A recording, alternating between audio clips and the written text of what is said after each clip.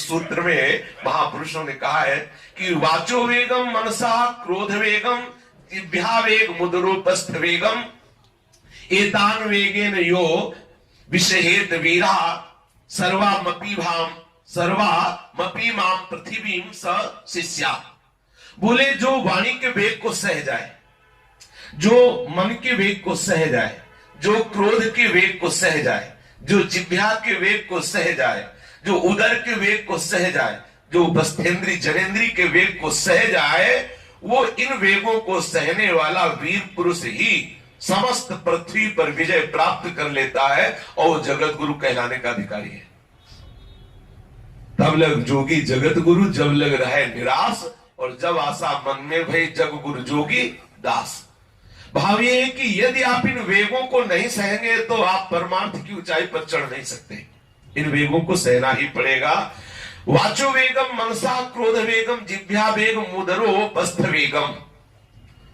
कभी वाणी में वाचालता और मौन के द्वारा उसको रोक लो, वाणी के वेग को रोक लो। अगर नहीं बन पा रहा है तो तुरंत गान करने लगो प्रियालाल के जस का, तो वाणी का वेग ठीक जगह प्रयोग हो जाएगा। अगर ऐसा है कि हम वहां गान नहीं कर सकते तो वाणी के वेग को रोक लो। अगर आप बोलना शुरू करेंगे तो अब वो अनर्थ बुलवाएगा, क्योंकि वेग आया है। अगर उसको श्री प्रियालाल के जस गाने में लगा लोगे तो वेग बिना रोके मुड़ जाएगा और परम लाभ प्राप्त हो जाएगा। और मनसा वेगम, मन जिस विषय में जा रहा है, जिस व्यक्ति में जा रहा है, जिस पदार्थ में जा रहा है, या तो उसे मोड़कर श्री जी में लगाओ। अगर नहीं मोड़ पा रहे हो तो जहां जा रहा है वहीं श्री जी की भावना करो। या तो मन के वेग को रोक के तत्काल मोड़कर प्रियालाल में लगाओ, जहां जा रहा है वहां से हटा के प्रियालाल में लगाओ। यदि ऐसा नहीं कर सकते हो तो जहां जा रहा है वहीं प्रियालाल को देखो तो मन का वेग शांत हो जाएगा। जिस वस्तु में, जिस व्यक्ति में, जिस स्थान में जा रहा है वहां प्रियालाल को देखो तो आपका मन शांत हो जाएगा। बहुत बड़ी समस्या हल हो जाएगी। आपके जो चिंतन में बाधा पड़ रही है वो मन के वेग के कारण, मन बड़ा चंचल है ना, भाग रहा है, तो या तो उसको रोको और प्रियालाल में बार बार लगाओ। लेकिन ये बहुत अच्छे साधकों की बात है।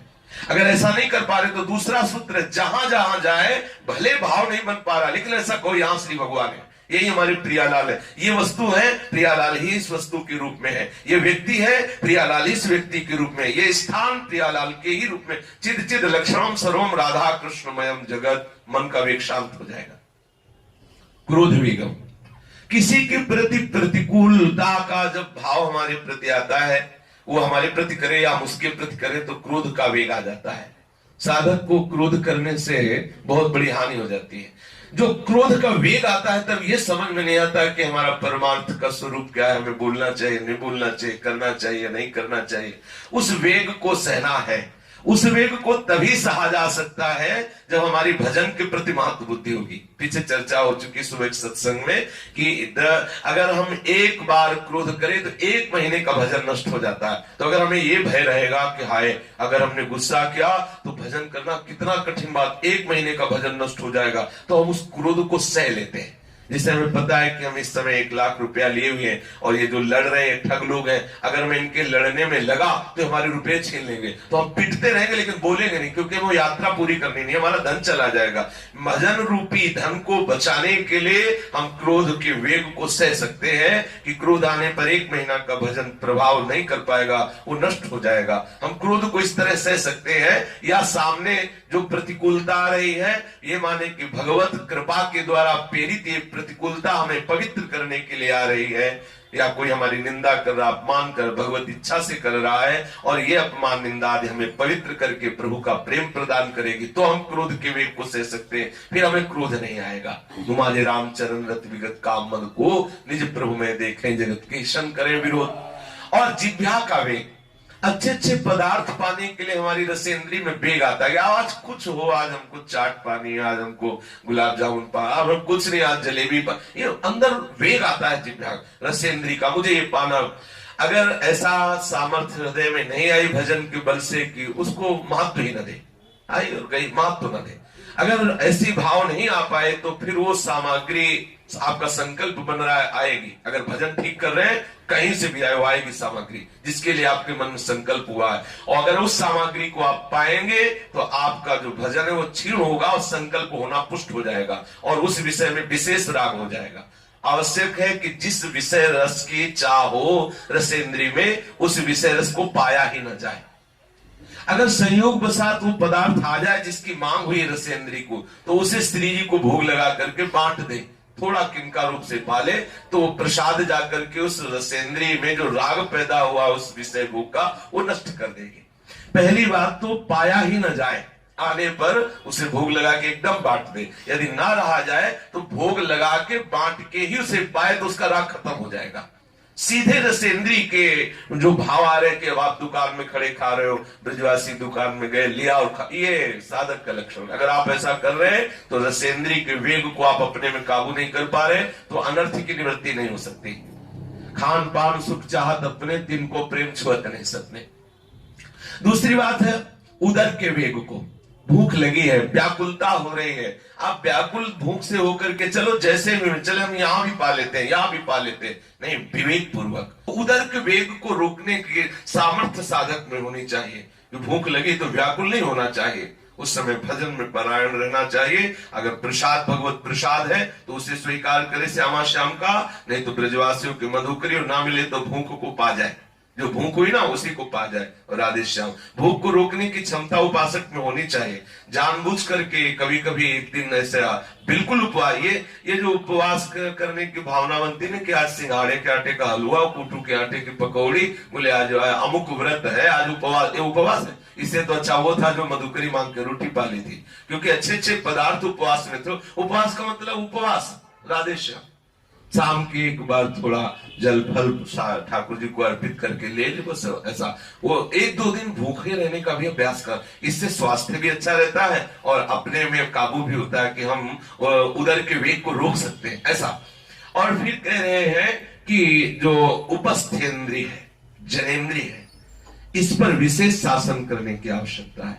यदि हम अनर्थ निवृत्ति करना चाहते हैं तो ब्रह्मचर्य अति आवश्यक है। अगर हम ब्रह्मचर्य धारण नहीं करेंगे तो हमारे हृदय में विषय लोलुपता बढ़ती चली जाएगी, और वो विषय लोलुपता प्रियालाल के प्रेम रस में बाधक होती है। जैसे जैसे हम विषय स्वाद में आगे बढ़ेंगे वैसे वैसे प्रियालाल की प्राप्ति की भावना नष्ट होती चली जाएगी। भोगेश्वरी प्रसक्तानाम तया प्रयत चेतसाम व्यवसायत्मिका बुद्धि समाधो न विधीयते। जो धन संपत्ति और भोगों में सुख मान लेता है उसकी बुद्धि में परमात्मा प्राप्ति का निश्चय हो ही नहीं सकता, वो बुद्धि समता को प्राप्त हो ही नहीं सकती। जो भोगों में सुख मान रहा है, जिसकी मात्र बुद्धि ऐश्वर्य में है, वो श्री भगवान के वचन भोगेश्वर प्रसक्तानाम तया प्रयत चेतसाम व्यवसायत्मिका बुद्धि समाधो न विधीयते, वो समता को प्राप्त नहीं हो सकती। भगवत प्राप्ति करना है ऐसी भावना ही नहीं बन सकती। जिसकी भोगों में प्रियता है उसकी भावना, ये भावना ही नहीं बन सकती मुझे भगवत प्राप्ति करनी है। तो उपस्थेंद्रिय के वेग को सहन करने के लिए हमें बहुत पवित्र रहने की आवश्यकता है। हमारी वाणी पवित्र हो, हमारी दृष्टि पवित्र हो, हमारा शरीर पवित्र हो, हमारे शौचाचार के सब नियम अच्छे होने चाहिए। सहसा किसी को छुए मत, किसी को छूने मत दे, तो अपने परमाणु जो है अपने ऐसे भागवतिक परमाणु सुरक्षित रहते हैं, जिससे ब्रह्मचर्य में बड़ी सहायता मिलती है। जो गुरु का स्वरूप है वो मंत्र होता है, जो मंत्र है ना वो गुरु का प्राण है, गुरु की आत्मा है, गुरु का स्वरूप है। आप निरंतर उसमें चित्तवृत्ति लगाइए, उनके अधीन हो जाइए, तो आप देखिए वासना ही नष्ट हो जाएगी।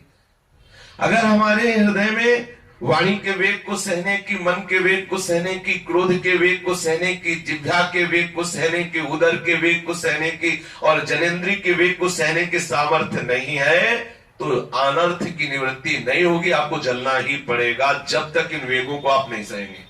चाहे इस जन्म में सह ले, चाहे 1000 जन्म बाद सहे, आपको ये सहना ही पड़ेगा, तभी आप आगे बढ़ेंगे। सेवक जी कहते हैं, सहत सहत बाढ़े भगति गृह तन गुरु हितगार, गृह तन गुरु हितगार हार अपनी करिमानत, चार वेद सुस्मृत विचार कुल कर्म न जानत।